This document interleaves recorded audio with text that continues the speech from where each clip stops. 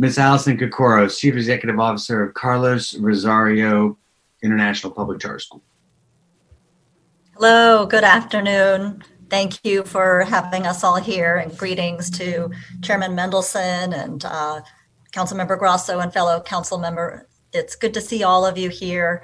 Again, my name is Allison, and I am here to testify on behalf of the Carlos Rosario International Public Charter School. And I'll jump right in. We moved our spring semester to being virtual on March 17th. We quickly arranged for printed materials to be taken home to students with lower technology literacy. We pulled devices from our own tech labs for students to take home. Faculty created new channels of communication, such as creating WhatsApp groups, video conferencing, one-on-one texting, to continue to ensure to connect with our students during that time where we were all building the plane in mid-flight. Many of our students, especially those who work in the hospitality industry, lost employment. Our student services team moved to support these and all of our students via phone to access resources, supports, to fight to stay in their apartments despite lack of income, to access food through a student support fund that we stood up and where individual friends and teachers and staff contributed to, and where we raised $30,000 that has gone to support families.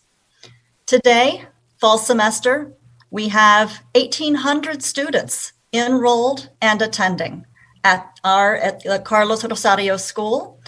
We were very proactive in making sure that we did provide one-to-one internet-enabled devices for all of our students. And that's thanks in part to support from the Ed Equity Fund and other funds that we received as well to make that possible. Some of our students must have in-person time, otherwise they would be left out.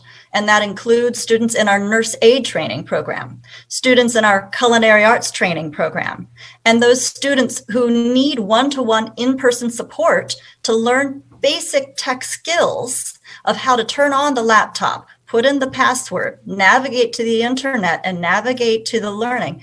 If they didn't have that one-to-one, they would be left behind. And so in those cases, we are providing in-person supports. We have very thorough safety protocols vetted by the DC Public Charter School Board and by OSSE.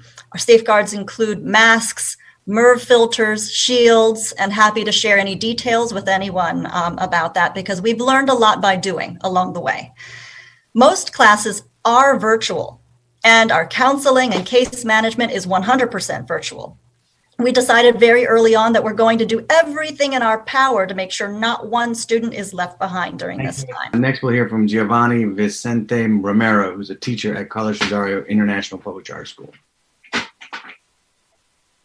Good afternoon, Chairman Mendelson and Grosso and council members. My name is Giovanni Vicente Romero, and I'm here to testify on behalf of the Carlos Rosario School, of which I am a graduate, and where I currently teach 4 classes, including one of the beginner English classes.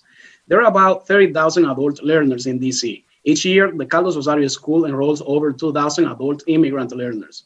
Many of these learners are parents to DC's K-12 students who are able to better support their children with the skills gained at our school. From helping with homework to obtaining better wages, the role of adult education is vital for the economy of DC. As a teacher, I have seen the direct impact the pandemic has had on our community. I've seen parents struggling to keep up with their children's schooling on top of their own education and employment responsibilities. I have also seen children help their parents get connected online and keep up with their English classes at our school. I teach several students who have lost their jobs, especially those from the hospitality and services industry. This journey has not been easy. We have put in extra hours to create additional materials and to make virtual learning as attractive and engaging as possible. Our school was fortunate to receive funding to provide 1,500 internet-enabled laptops for this semester. We were on site at our school parking lot giving out materials and laptops while socially distanced in the pouring rain. We have created online classroom where students can engage with teachers and with their classmates. Fellow faculty members and I were also part of the school's application and registration efforts. We called every student to assess their English skills, advise on career training, and support them in submitting needed documentation.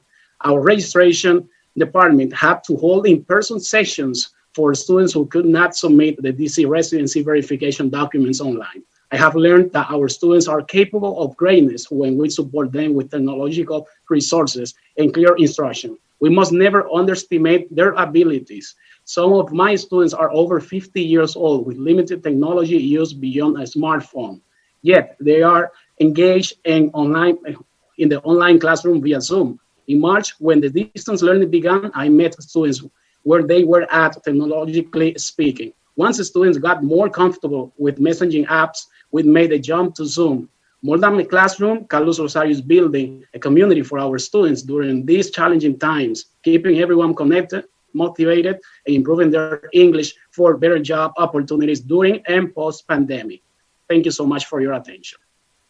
Thank you so much, Mr. Romero. I appreciate your testimony. Next, we'll hear from Kalkidan Weldergay. Hi, everyone. Good afternoon, Chairman Mendelson and Grosso, council member and staff. My name is Kalkidan Weldergay, and I'm here to testify on behalf of Carlos Rosario.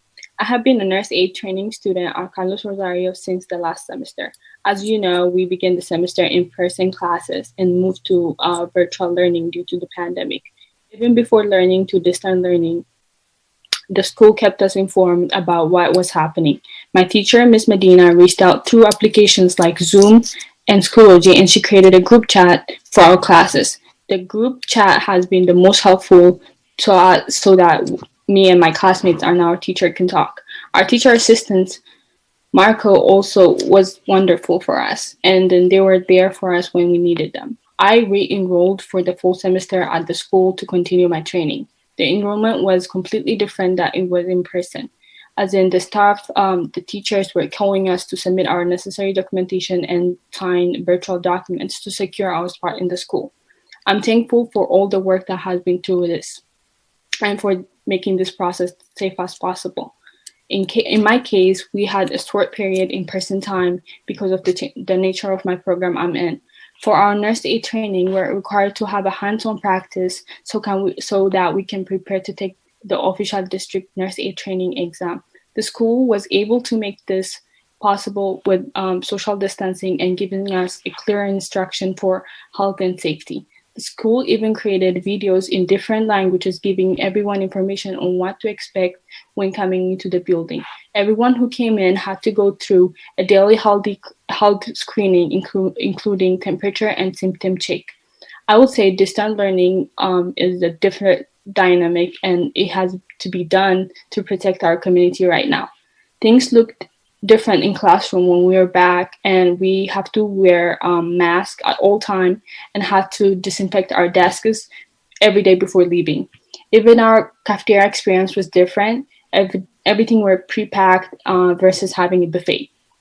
Our teachers were giving their best to make our classes fun, interactive, and different.